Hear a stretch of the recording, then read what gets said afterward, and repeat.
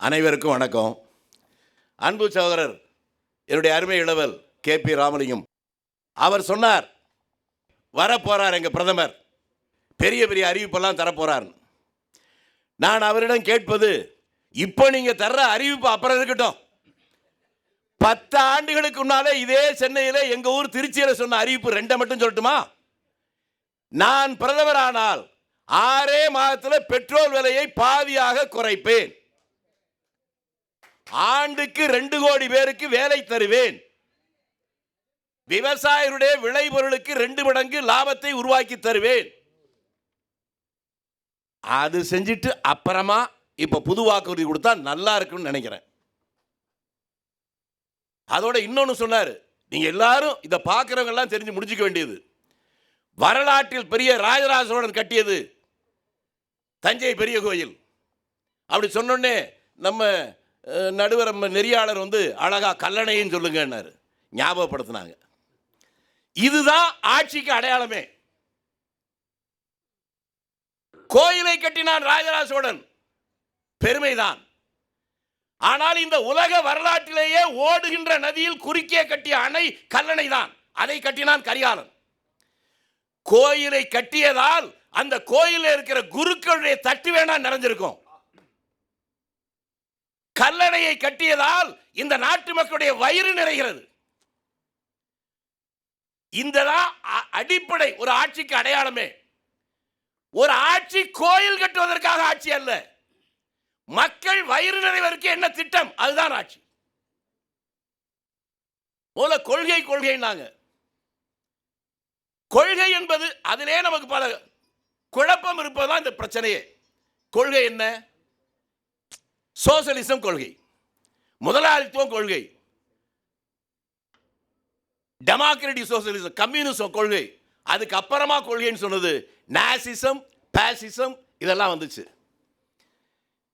இப்போ கொள்கைன்னு நம்ம தம்பி சீமான் சொல்றாரு, பேரினவாதத்தையே கொள்கைங்கிறார். நாம அதுல நம்ம குழப்பிக் கொள்ளக்கூடாதுன்னு நினைக்கிறேன். எப்படின்னா, கொள்கையா கூட்டணியான்னா, அந்த காலத்திலேயே நேதாஜி ஒன்று சொல்லியிருப்பார், மசில் பவர் இல்லாத brain power waste, brain power இல்லாத மசில் பவர் வேஸ்ட். அதை நாம அந்த அடிப்படையில் பார்த்தா, கொள்கையே இல்லாத கூட்டணி வென்றாலும் அதில் அந்த அளவுக்கு சோபிக்காது, கூட்டணியே இல்லாமல் கொள்கை மட்டும் வந்தாலும் சோபிக்காது, அப்படி கூட எடுத்துக்கலாம். ஆனால் நாம் பார்ப்பது என்பது, கூட்டணியே இல்லாமல் கொள்கையில வெல்றாங்கன்னா அது ஏன் சோபிக்காது, ஜெயிச்சிட்டு போறாங்க. கொள்கை என்ன, அததான் கொள்கைன்னா என்னன்னு கொஞ்சம் சொல்லுமா, நான் புரிஞ்சுக்கிறேன். நான் என்ன சொன்னேன், இவ்வளவு மூத்த அரசியல்வாதி கொள்கைனா என்னன்னு என்ன கேட்டா நான் என்ன பண்ண முடியும்? ஏமா, எனக்கு நீ தானமா நெறியாளர், உனக்கே தெரியல, இவங்களுக்கு எப்படிமா தெரியும்? நான் இவ்வளவு நேரம் என்ன சொன்னேன், கம்யூனிசம் கொள்கை, கேபிட்டலிசம் கொள்கை, சோசியலிசம் கொள்கை, டெமோக்ராட்டிக் சோசியலிசம் கொள்கை, இதை தவிர நாசிசம் கொள்கையா, பாசிசம் கொள்கையா? மனதில் ஒரு வலியோட ஒரு சொல்றேன். நான் அந்த வயசை கடந்ததுனால எனக்கு தெரியுங்க, பல பேருக்கு தெரியுமான்னு தெரியாது.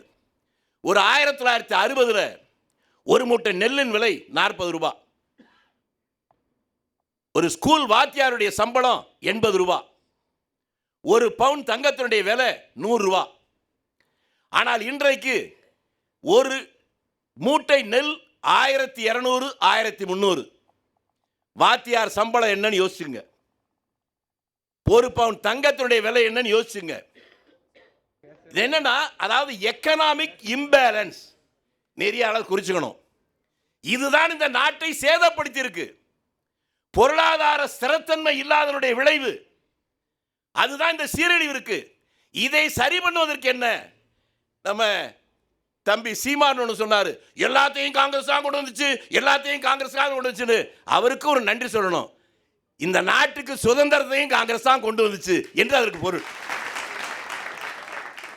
எங்களுடைய காங்கிரஸ், திமுக, கம்யூனிஸ்ட், சிறுத்தைகள் இந்த கூட்டணி வாங்கின வாக்கு எவ்வளவு? 53%. இந்த இடத்துல நாங்க ஜெயிப்போம்னு சொன்னா அவங்களை எங்க வைக்கிறது? எக்ஸிக்யூட்டிவ்ல தான் வைக்கணும். இன்னைக்கு எதை நோக்கி? இன்னைக்கு தேர்தல் என்ன, கட்சி தேர்தலா? எதை வேணாலும் ஜெய். இந்த நடக்க போகிற இந்த தேர்தல் கட்சிகளுக்கு தேர்தல் அல்ல. இந்த நாட்டில் ஜனநாயகம் தொடர வேண்டுமா, ஜனநாயகத்தை முடிக்க வேண்டுமா என்பதற்கான தேர்தல். அதனால தான் முன்னால கூட ஒரு கூட்டத்தில் சொன்னேன், இங்கே திமுக இருக்கிறது, அதிமுக இருக்கிறது, உங்களுக்குள் சண்டை இருக்கிறது. நான் மறுக்கவில்லை, உங்களை சேர சொல்லி நான் நிர்பந்திக்கவில்லை. இந்த சண்டை போடுவதற்கு கூட ஜனநாயகம் இருந்தால்தான் கட்சி இருக்கும், கட்சி இருந்தால்தான் சண்டை போட முடியும். ஆகவே சண்டை போடுவதற்காகவாது ரெண்டு பேரும் ஒன்றாக சேர்ந்து ஜனநாயகத்தை காப்போம். அவ்வளோ வலிமையாவா இருக்கு பிஜேபி? பிஜேபி அவ்வளோ வலிமையாவா இருக்கு? திமுக அதிமுக சேர்ந்து எதிர்க்கிறது. ஆபத்தான விஷயத்தை அவ்வளவு ஜாக்கிரதையா காலி பண்ணணும். எவ்வளவு பெருசா இருந்தாலும் அது ஆபத்து இல்லை. இத்தினூறு விஷம் இருந்தா அது மாதிரி எதையும் சுத்தமா தொடச்சிடணும். யார் வேண்டுமானாலும் ஜோக்கலாம், யார் வேணாலும் ஜெயிக்கலாம், ஆனால் ஜனநாயகம் ஜெயிக்கணும். நாட்டில் சுதந்திரம் வர்றதுக்கு முன்னால வருமான வரி கட்டவனுக்கு ஓட்டு இருந்துச்சு. சுதந்திரம் வந்த உடனே எழுத படிக்காத எல்லாருக்கும் ஓட்டு வந்துச்சு.